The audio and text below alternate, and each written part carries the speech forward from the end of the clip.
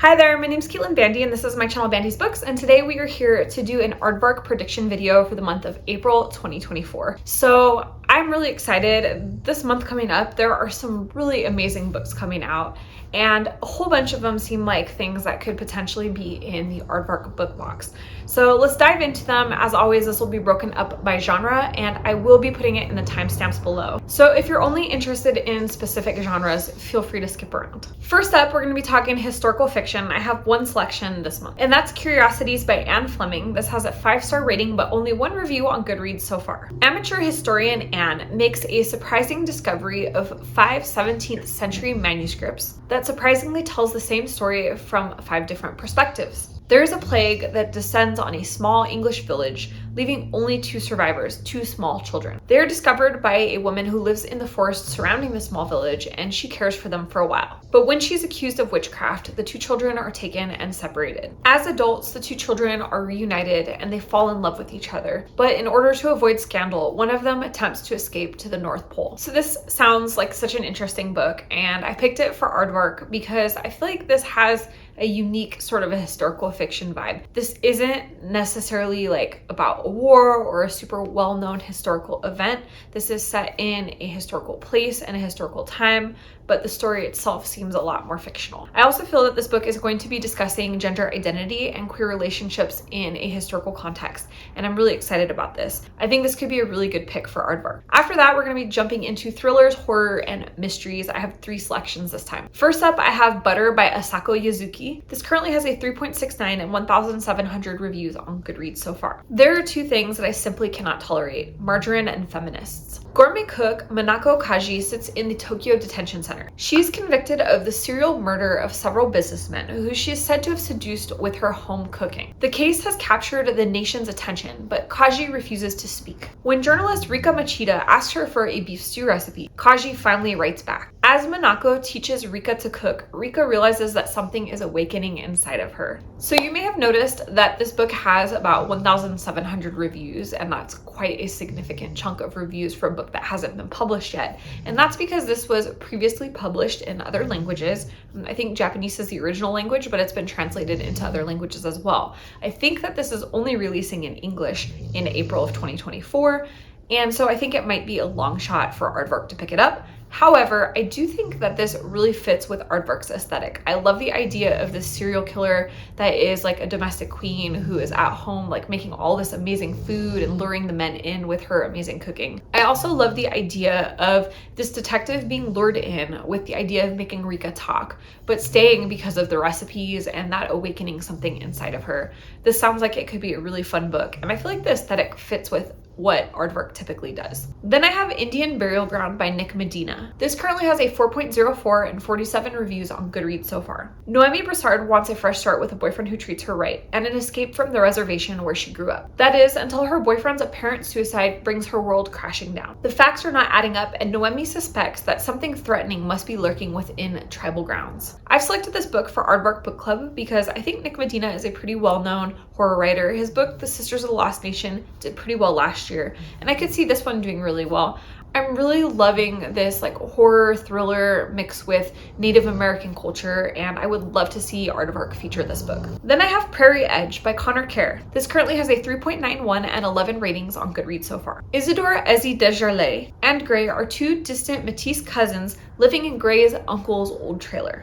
Gray is a disenchanted activist, hardened by the performative activist culture. One night, though, Gray comes up with a plan to capture a herd of bison from a local national park and then set them free in downtown Edmonton. She enlists Ezzy to help her, but the scheme puts the 2 in unplanned peril. I selected this book for Aardvark Book Club because I love that we have a central character who is a burned out activist looking to cause some social disruption. I think that this is really an interesting concept for a story. This is also a Canadian book about First Nation Canadian characters, and as Aardvark is a North American book club that services the United States and Canada, I would really love to see them feature some more Canadian work. Next up, we have the romance genre. I have just one selection this month.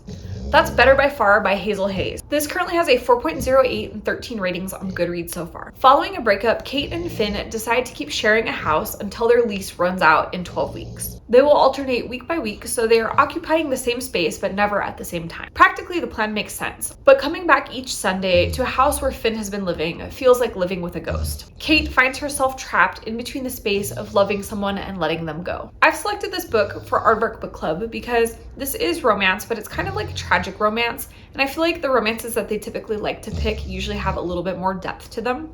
I think this will be an emotional exploration of the ending of a relationship, and I think that that's also a topic I would love to see get featured more often. Well, thank you.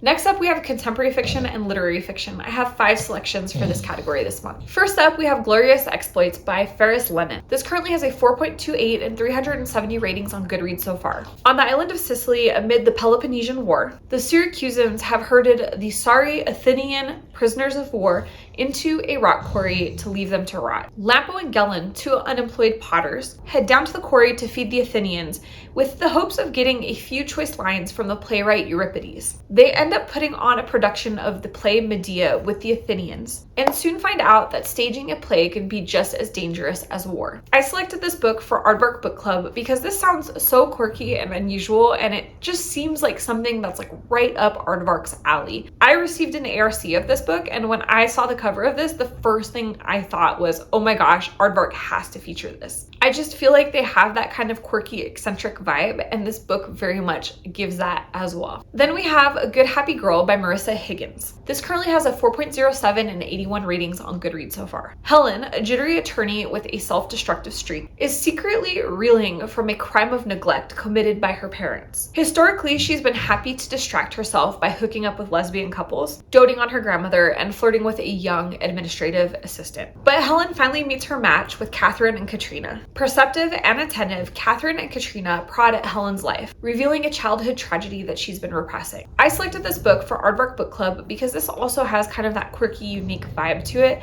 I love that we have a young woman who's dealing with trauma and how she kind of compresses everything down so it's not really visible in her life. I also think it's interesting that this explores unicorn dynamics, and I'm really curious about that element of the story in particular. I think this could end up being both a fun and interesting book with a really meaningful thematic exploration. Then I have Honey by Victor Lodato. This currently has a 4.39 and 20 ratings on Goodreads so far. As a teenager, Honey managed to escape her father's circle of influence and reinvent herself by working for a high-end auction house in Los Angeles. Now in her twilight years, she has returned home and unexpectedly fallen in love.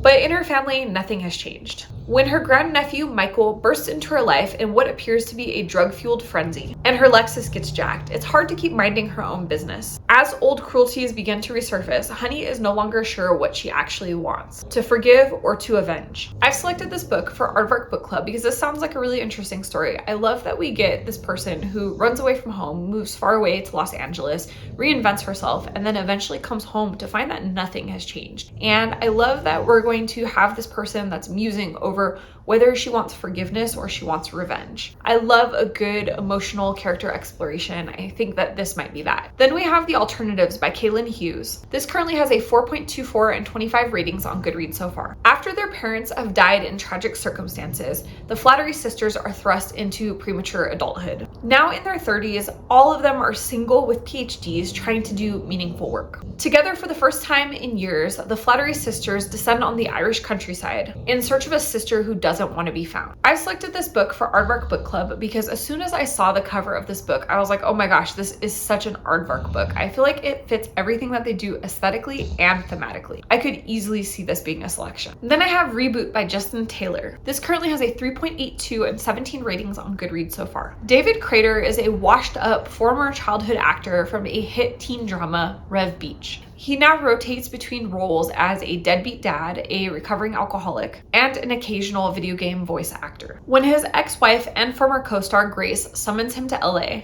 David sees the opportunity for a reboot of both the show that made him famous and his listless existence. I selected this book for Aardvark Book Club because this is a satirical novel that's going to be poking fun at Hollywood, childhood stars, and the aging celebrities. I think that this could be a really interesting, fun, quirky sort of a novel, but could also explore some deep themes. And I think that that would work with Aardvark's aesthetic. Next up, we have the fantasy and sci-fi category. I have 2 selections this time. First up was The Sky Was Ours by Joe Fassler. This currently has a 4-star rating with only 1 review on Goodreads so far. It's 2005 and 24-year-old Jane is miserable. She's overworked, buried in debt, and then the world veers into an economic and ecological collapse. In a burst of rebellion, Jane abandons everything she knows to go on the road. There she meets Barry, a brilliant recluse, who's been designing a pair of wings that humans can use to fly. He's convinced that his dream of flight will spark a revolution and deliver the world from climate chaos. I selected this book for Aardvark Book Club because this is such an interesting concept.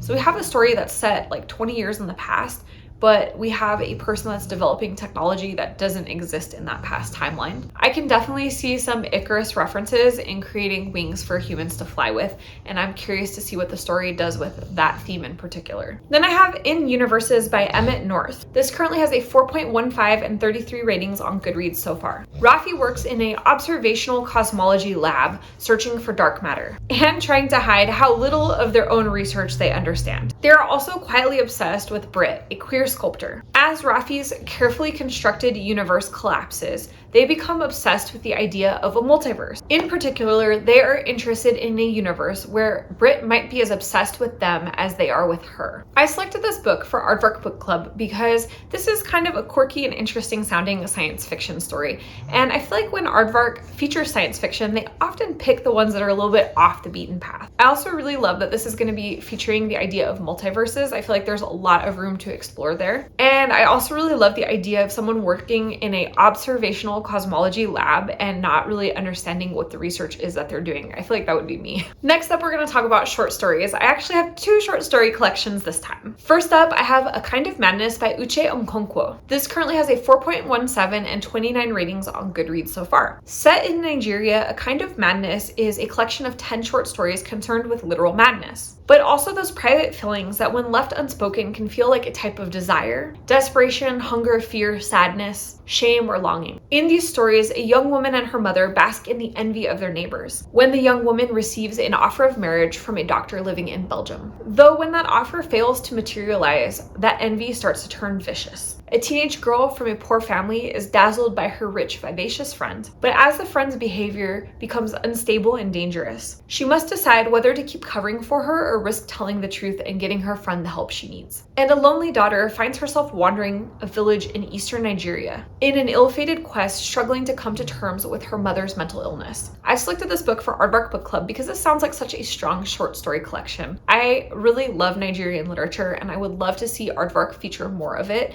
This one in particular sounds like it is right up the Aardvark alley. Then I have Death by 1,000 Cuts by Shashi Bhat. This currently has a 4.20 and 10 ratings on Goodreads so far. A writer discovers that her ex has published a novel about their breakup. An immunocompromised woman falls in love only to have her body betray her. After her boyfriend makes an insensitive comment, a college student finds an experimental procedure to turn her brown eyes blue. A Reddit post about a man grabbing his girlfriend's breasts elicits a shocking confession. An unsettling second date leads to the testing of boundaries. And when a woman begins to lose her hair, she sets off on an increasingly nightmarish search for answers. With honesty, tenderness, and a skewering wit, these stories bodily wrestle with rage, longing, illness, and bodily autonomy, and their inescapable impacts on a woman's relationship with herself and others. I selected this book for Aardvark Book Club because this sounds like also a really strong short story collection.